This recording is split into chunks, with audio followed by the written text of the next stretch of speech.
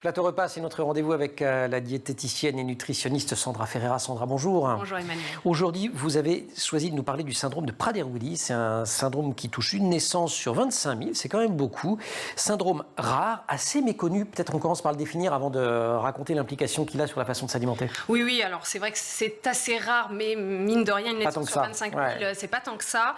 Le syndrome de Prader-Willi, c'est une maladie génétique qui entraîne un grand nombre de symptômes qui vont être de nature et de degré variables selon les enfants. C'est un syndrome qui principalement est caractérisé par une hypotonie sévère. Donc, qu'est-ce que l'hypotonie ? Vous lisez dans mes yeux. Oui, on a ce truc entre nous. On a ce truc entre nous. C'est un enfant qui va être peu tonique, musculairement parlant. Un peu mou, quoi. Un peu mou, voilà. L'hypotonie, donc un trouble de la croissance, donc un enfant qui grandit pas de manière linéaire, et ensuite, surtout, et c'est pour ça qu'on va parler de ça aujourd'hui, une tendance à l'hyperphagie, c'est-à-dire le fait de manger sans faim. Vous vouliez la définition, j'ai vu aussi dans vos yeux. Absolument. Et ça va arriver plutôt entre 2 ans et 8 ans, et sans prise en charge adaptée, ça va conduire à l'obésité, j'imagine. Et oui. Voilà. Pourquoi on le développe, ce syndrome ? On le sait surtout depuis 1981, donc c'est une anomalie génétique. Et en 1981, on a découvert que c'est une perte de gène, attention, c'est très technique, sur le bras long du chromosome 15 qui en est responsable. C'est génétique. Mais attention, important de le savoir, dans 98% des cas, c'est quelque chose qui va se produire lors du développement de l'enfant. Donc il ne vient pas des parents, ça ne vient pas des parents. C'est pas dans l'héritage génétique. Non, dans 2% des cas, ce qui est quand même très, très rare. Ce qui est compliqué en plus, parce qu'il n'y a pas de détection possible en amont. On ne peut pas le détecter en amont. Et 2 enfants porteurs de ce syndrome, je le répète, ne se ressemblent pas, même si les bases sont en général assez communes. Les troubles alimentaires, vous l'avez dit, ils apparaissent autour de l'âge de 1 ou 2 ans. C'est ça va apparaître vers l'âge de 1 ou 2 ans, un rythme différent selon les enfants.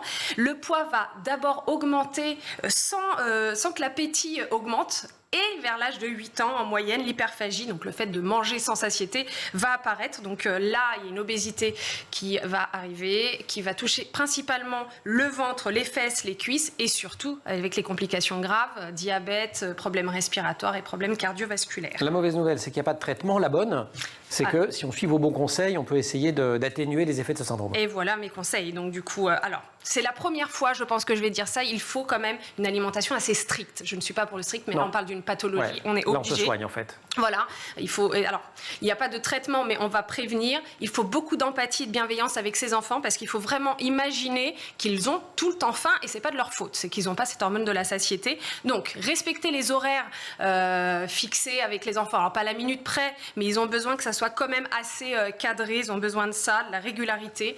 Assurer des quantités limitées aussi dans l'assiette, on ne peut pas, même s'ils supplient, voilà, il faut quand même limiter, c'est pour leur bien. Il faut aussi assurer la qualité du moment. Faut que donc le ça, repas, ça, vous le faites toujours, on présente joliment. Voilà, il faut que ça soit bon. C'est un bon moment. Oui, et en plus, les enfants atteints de ce syndrome ont une sensibilité particulière à ce qui est beau, donc ils aiment beaucoup. Une jolie assiette, ça va leur parler, ça va leur faire plaisir. Une belle vaisselle. Et puis la dimension plaisir passe aussi par les petits plus. Oui, j'ai dit qu'il fallait être strict, mais quand même, on s'organise un restaurant dans le mois ou un plateau télé comme ça le samedi. Ouais, donc c'est vraiment pas simple, quoi. Il faut tenir ce fil. C'est ça. De la main de fer dans le gant de velours. Exactement. D'autres petits conseils que je voudrais rajouter, c'est de servir le repas sous forme de plateau repas. Comme ça, l'enfant visualise l'ensemble du plateau repas. Il sait que c'est ça et il se sent pas frustré de ne pas voir la suite. De mettre la table avec lui. Comme je disais, il est assez sensible à la présentation et le fait de mettre la table va permettre de se retenir, même s'il est en train de sentir le petit plat en train de mijoter. Le servir à l'assiette, c'est l'idéal. On sert d'ailleurs toute la famille à l'assiette. C'est tout le monde qui est à la même école pour ce type de problème. Préférez aussi une petite assiette. Il vaut mieux une petite assiette bien remplie. Et oui, une grande assiette avec 3 trucs à l'intérieur. Exactement, Emmanuel.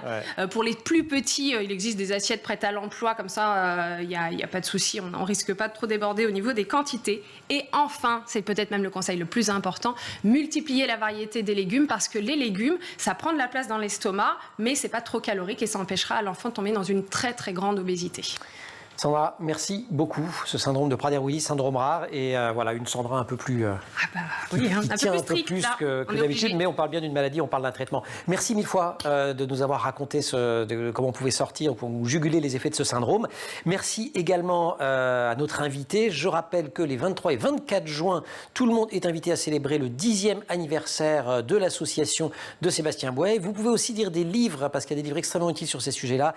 Et si on se parlait, il y a tous les livres de la collection Max et Lily jeudi, évidemment, on l'avait accueilli, le guide du zizi sexuel de Titeuf. Et puis, je redonne quelques numéros importants. Le 119, Allô Enfance en danger. Le 3018, c'est Net Écoute. Le 3020, c'est Non au harcèlement. Et le 3919, c'est Violence Femmes Info. La quotidienne, c'est terminé pour aujourd'hui.